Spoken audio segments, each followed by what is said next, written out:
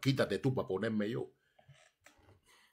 Ese se quitó para que usted pudiera venir aquí a la tierra. Entonces, inmediatamente fue cuando le dije, usted tiene que atender ese espíritu al 100%, aunque no puso los pies aquí en la tierra.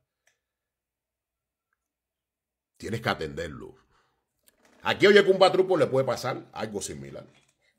Aquí la persona nació porque rogaron mucho por la persona y está aquí por un milagro del santo. Vamos a suponer que su madre haya abortado esta historia que te estoy contando antes que usted. Y entonces vamos, ahí le dieron paso para que usted viniera aquí a la tierra.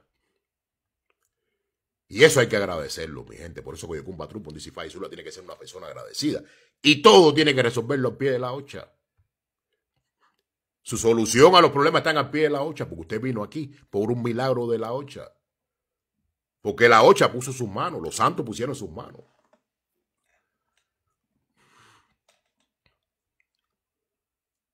Entonces,